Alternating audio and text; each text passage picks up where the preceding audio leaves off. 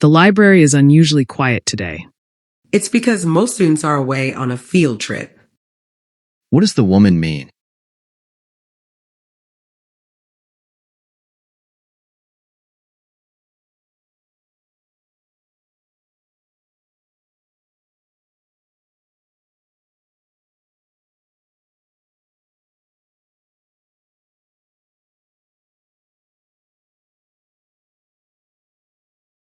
Number 2. The train is delayed again. The announcement said there's a problem on the tracks. Why is the train delayed?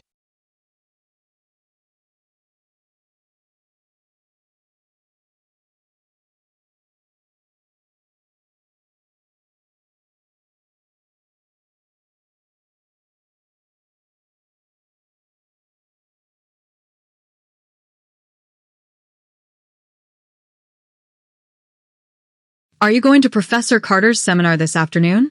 I would, but it overlaps with my laboratory session. What does the man mean?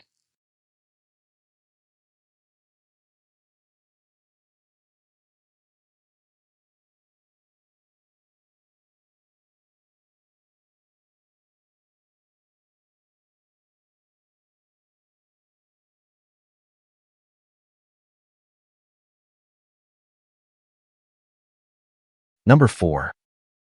I think it's going to rain soon. The forecast mentioned a thunderstorm this afternoon. What does the man say about the weather?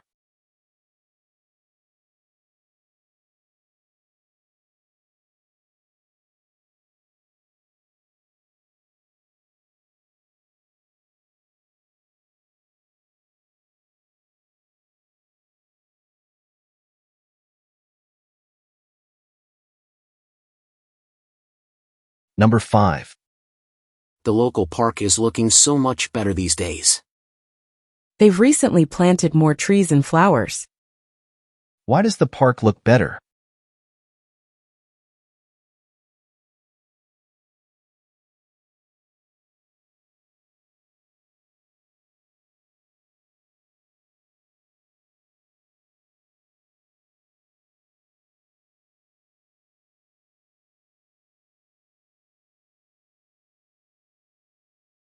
Number 6.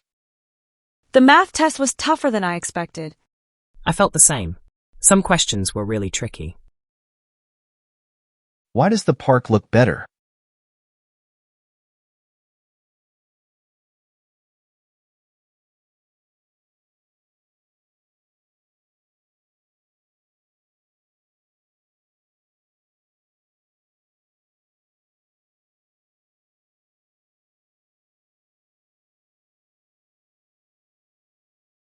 Number 7. I hear the new shopping mall is finally opening tomorrow. Yes, after several delays. What does the woman say about the shopping mall?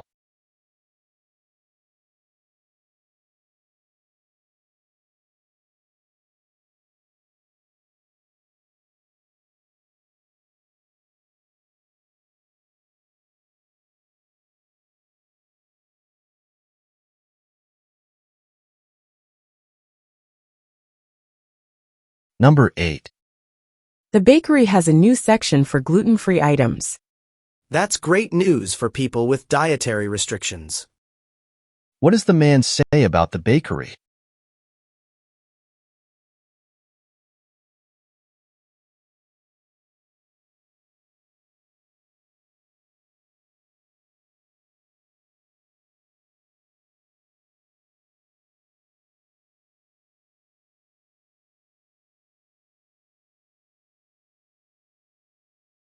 Number 9. Have you seen the new art gallery downtown? Yes, it features works by local artists. What does the woman say about the gallery?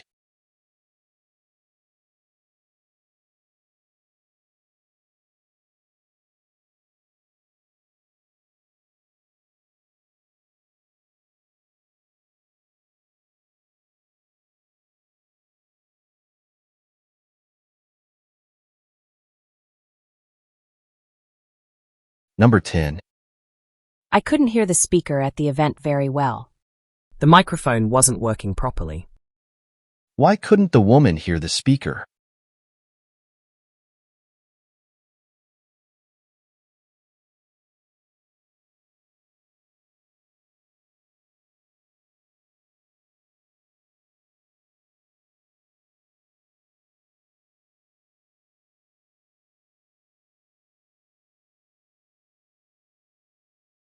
Number 11.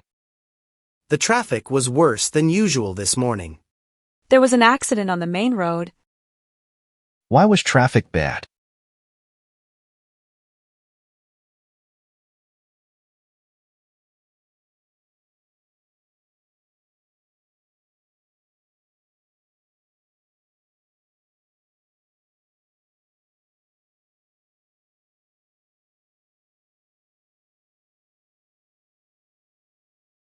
Number 12. Have you been to the science exhibition? Not yet, but I've heard it's very interactive. What does the man say about the exhibition?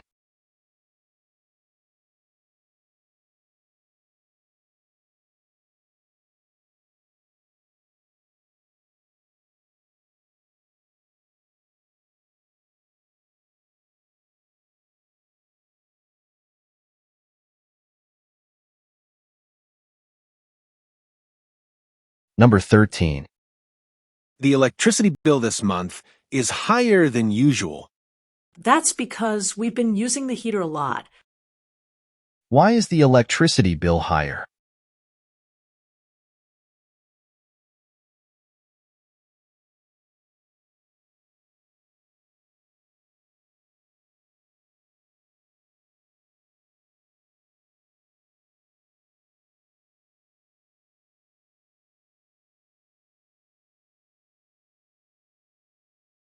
Number 14. Did you know the school is organizing a cleanup drive? Yes, and I've already signed up to volunteer. What does the man mean?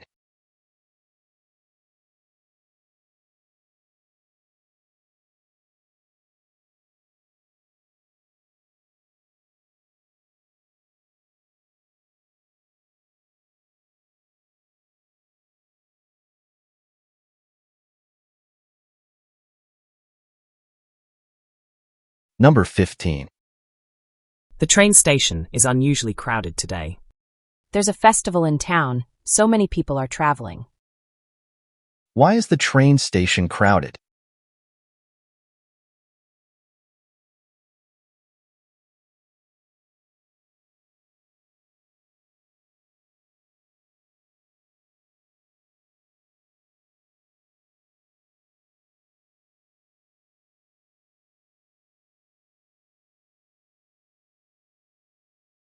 Number 16.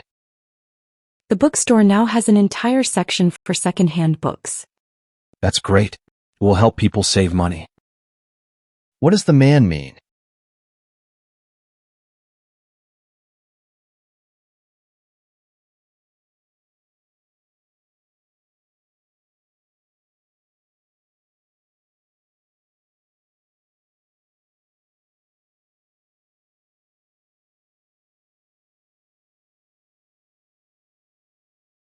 Number 17. The basketball team played exceptionally well yesterday. No wonder they won by such a big margin. What does the woman say about the team?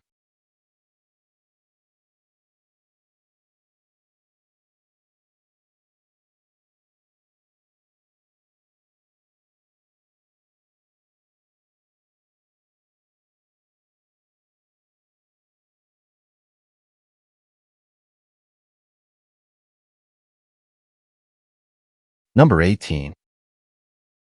The printer isn't working again. It must be time to get a new one.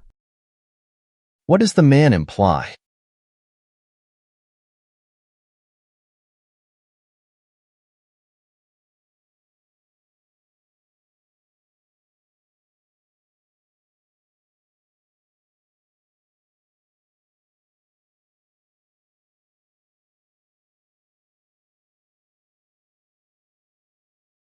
Number 19.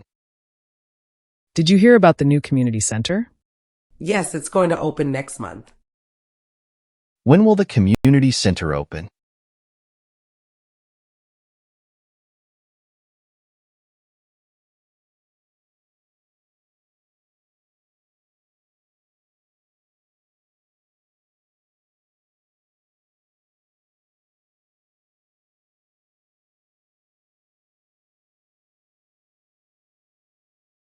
Number 20.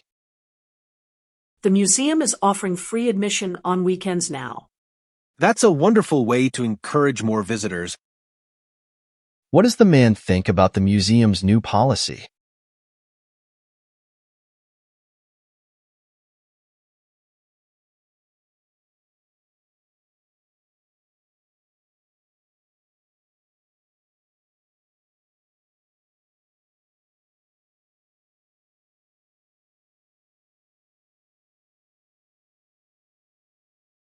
Number 21.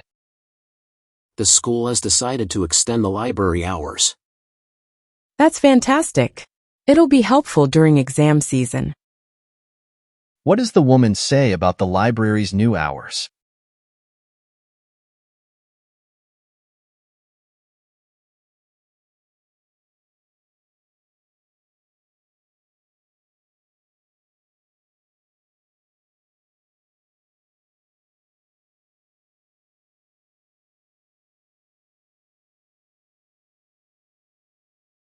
Number 22.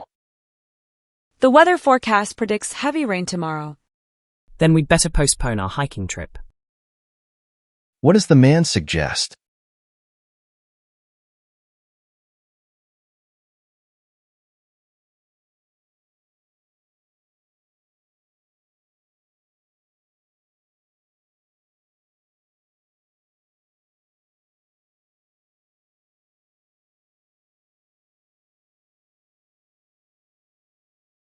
Number 23.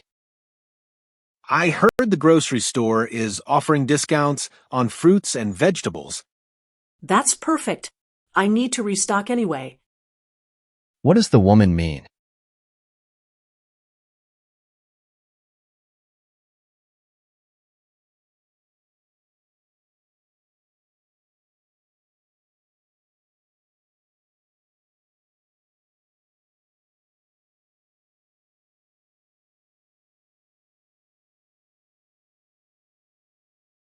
Number 24.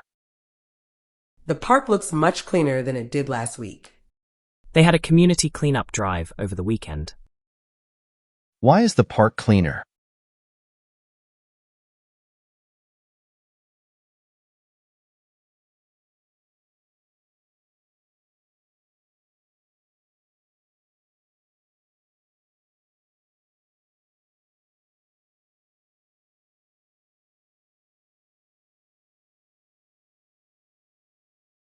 Number 25. The construction noise from next door is unbearable. I know, but it should be over by next week. What does the woman say about the noise?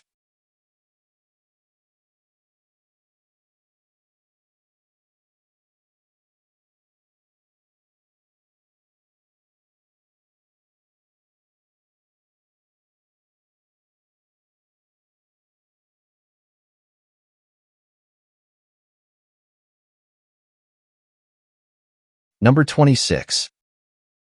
I forgot my phone at home today. That's inconvenient. How will you manage without it? What does the man mean?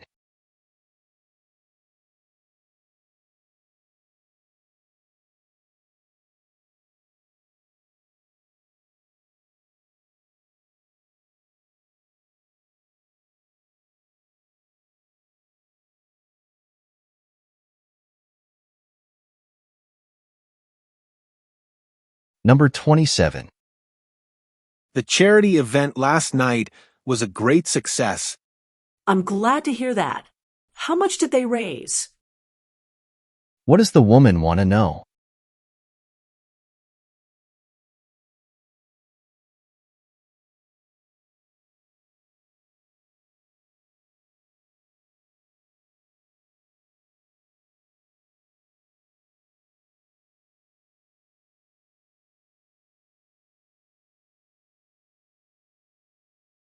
Number 28. I see you've started cycling to work. Yes, it's great exercise and saves money on gas. Why does the man cycle to work?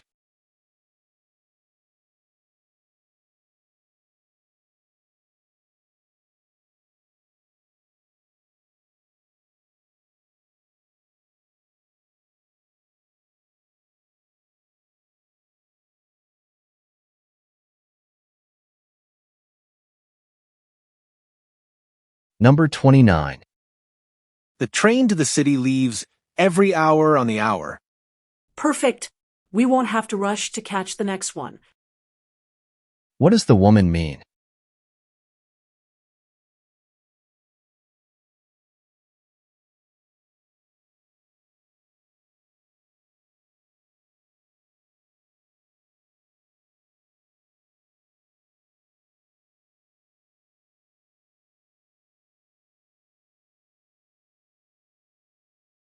Number 30. Have you checked out the new swimming pool in town? Not yet, but I've heard it's state-of-the-art. What does the man say about the swimming pool?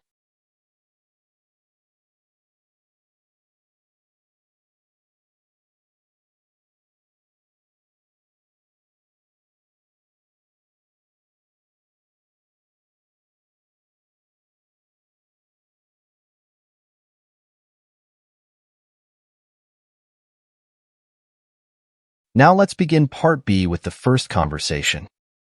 Questions 31 through 34. Listen to a conversation between two friends. Have you heard about the team-building workshop that's happening this Saturday? They've organized an outdoor adventure at the nature reserve. I did, but I haven't decided if I want to go yet. I've got a pretty busy weekend planned. What's the workshop supposed to involve? Well, from what I've read, it's going to be a mix of hiking, team challenges, and problem-solving activities. They're trying to encourage collaboration and communication. That sounds interesting, but also exhausting. How long is it supposed to last? The email said it would start at 9 a.m. and wrap up by 4 p.m. So it's most of the day. I'd have to rearrange a few things if I wanted to go. Did they mention anything about what we need to bring? Just the essentials: comfortable shoes, sunscreen, and plenty of water. They'll provide lunch and the equipment for the activities. I'll admit, it sounds better than I expected. Maybe I'll join. It could be a nice break from the usual routine. You should. I think it'll be fun. Besides, it's a good opportunity to connect with people outside of work. Number 31. What is the topic of the conversation?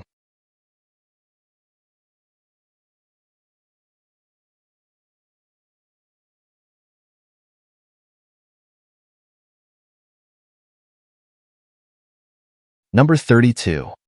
What does the workshop aim to promote?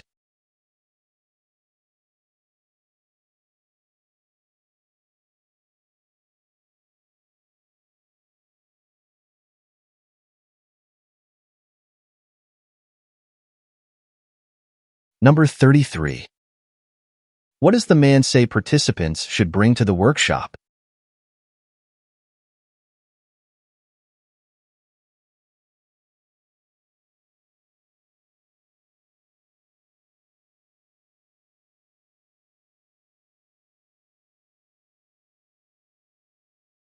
Number 34.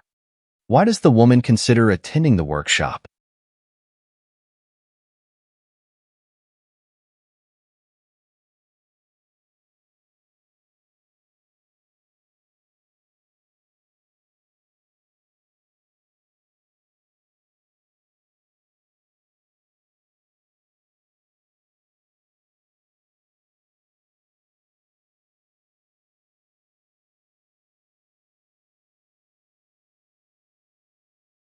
Questions 35 to 38. Listen to part of a conversation between a student and his professor. Professor Gray, could I have a moment to talk about my research project? Of course. What's the issue? I've been making progress, but with my other coursework and commitments, I'm finding it hard to meet the upcoming deadline. Is there any chance for an extension? I understand the pressures of balancing multiple responsibilities. However, the deadlines are set to ensure everyone progresses at a steady pace. Extending the timeline could impact the entire class's schedule. That's fair. I don't want to disrupt the schedule, but I've been working extra hours at my internship recently. It's leaving me with less time to focus on research. That's understandable, but remember, part of this course is about managing your time effectively. Have you considered re-evaluating your priorities for the next few weeks? I have, and I'm trying to focus more on this project. If I can't get an extension, could I submit parts of the work incrementally instead of all at once? That's a reasonable compromise. Submit a detailed outline and any completed sections by the original deadline.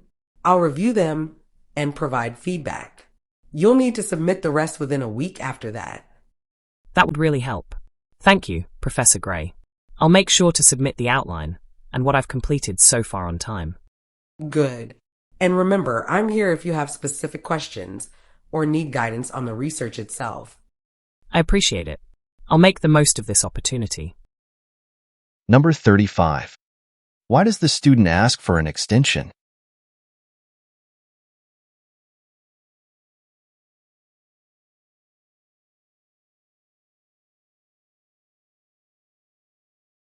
Number 36.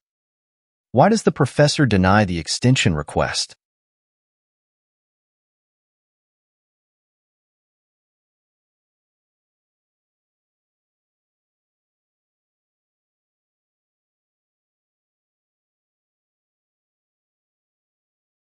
Number 37.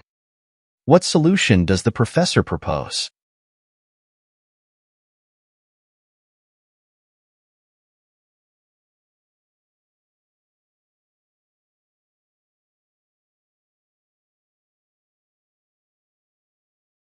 Number 38. What additional support does the professor offer?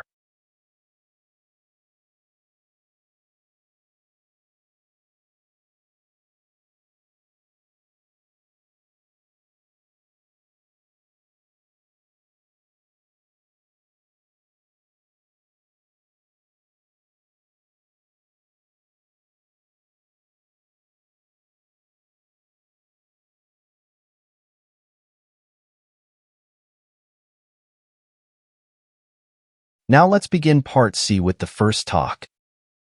Questions 39 through 42. Listen to part of a lecture in a history class. Today, we're exploring the fascinating history of ancient Rome, from its legendary beginnings to its lasting legacy.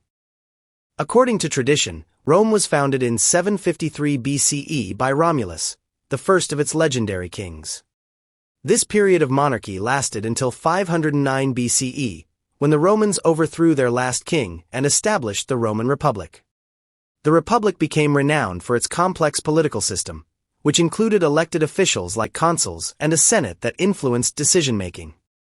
The Republic thrived for centuries, expanding its territory through military conquests and alliances. However, internal conflicts, including struggles between the ruling elite and the common citizens, as well as powerful generals like Julius Caesar, gradually undermined the Republic. In 44 BCE, Julius Caesar's assassination marked the end of the Republic's stability. The Roman Empire officially began in 27 BCE when Augustus, Caesar's adopted heir, became the first emperor. Augustus initiated the Pax Romana, a period of relative peace and prosperity that lasted for about 200 years. During this time, the Romans constructed architectural marvels such as the Colosseum, aqueducts, and extensive road networks. Rome became the heart of a vast empire that stretched from Britain to the Middle East. However, the empire eventually faced significant challenges. Political corruption, economic instability, and invasions from tribes such as the Visigoths and Vandals weakened the empire. In 476 CE, the Western Roman Empire fell, though the Eastern Roman Empire, known as the Byzantine Empire, continued for nearly 1,000 years. Despite its fall, Rome's influence is profound. Modern systems of government, architecture, law, and language owe much to Roman innovation and culture. Understanding Rome's history not only provides insight into the ancient world, but also helps us trace the foundations of our modern society. Number 39. What is the lecture mainly about?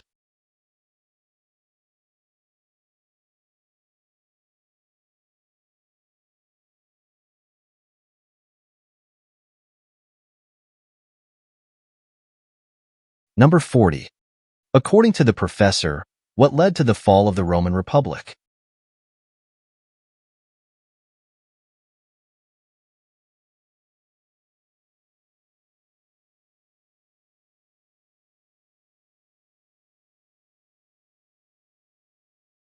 Number 41. What does the professor identify as a significant achievement during the Pax Romana?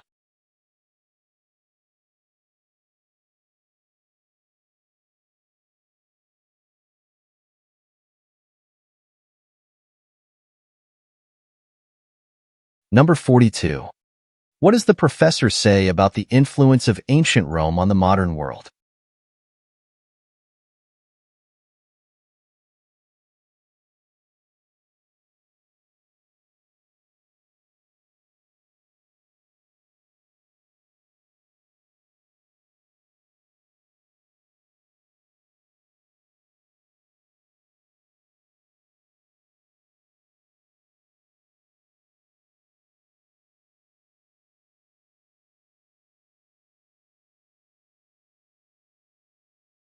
Questions 43 through 46. Listen to part of a lecture in a biology class. Today we're going to talk about the process of cell division, specifically mitosis. Mitosis is the process by which a single cell divides into two identical daughter cells. It's a critical function for growth, repair, and maintaining healthy tissue in multicellular organisms. Mitosis consists of several stages: prophase, metaphase, anaphase, and telophase. In prophase, the chromosomes condense and become visible under a microscope. The nuclear membrane begins to break down, and spindle fibers start forming. In metaphase, the chromosomes align in the center of the cell, held in place by spindle fibers. During anaphase, the spindle fibers pull the sister chromatids apart to opposite ends of the cell. Finally, in telophase, the nuclear membranes reform around the separated chromosomes, creating two identical nuclei. Cytokinesis follows mitosis, dividing the cytoplasm and completing the formation of two separate cells. The result is two genetically identical cells, each with the same number of chromosomes as the original. This process is vital for everything from healing wounds to replacing dead cells.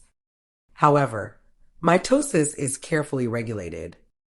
If the process goes awry, it can lead to uncontrolled cell division, which is one of the hallmarks of cancer. Understanding mitosis helps researchers develop treatments for diseases caused by errors in cell division. Number 43. What is the main topic of the lecture?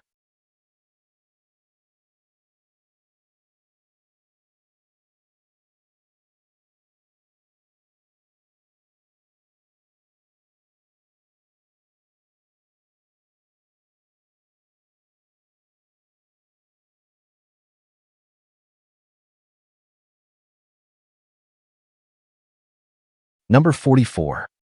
What happens during metaphase?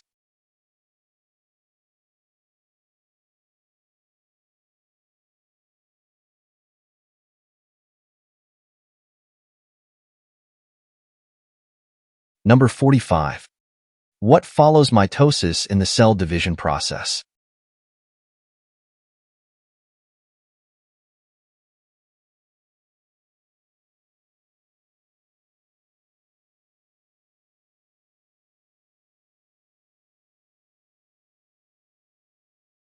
Number 46. Why is mitosis carefully regulated?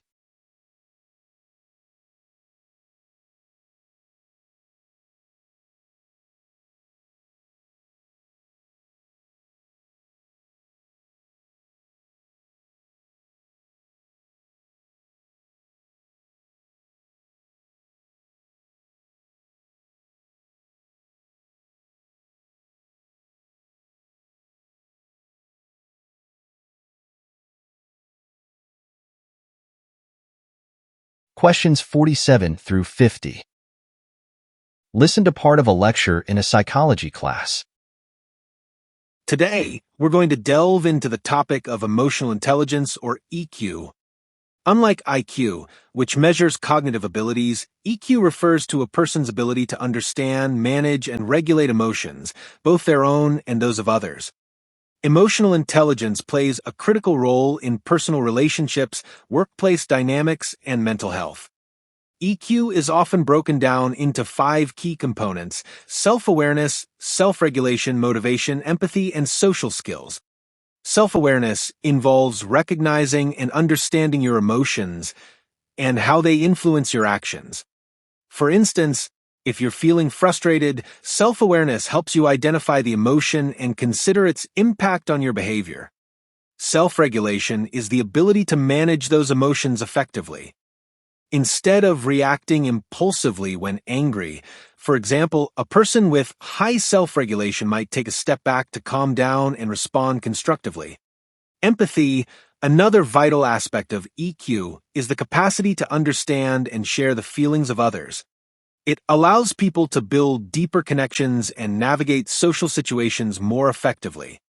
Research suggests that people with high emotional intelligence are better at managing stress, resolving conflicts, and fostering positive relationships.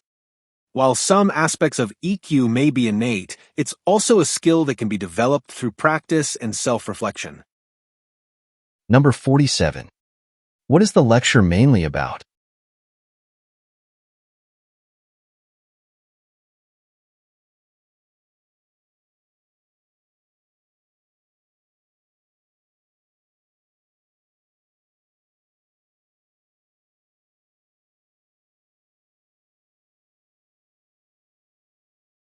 Number 48. What is an example of self-awareness mentioned in the lecture?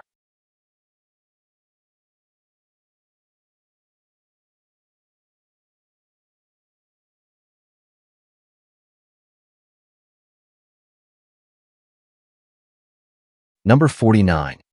Which component of emotional intelligence involves managing emotions effectively?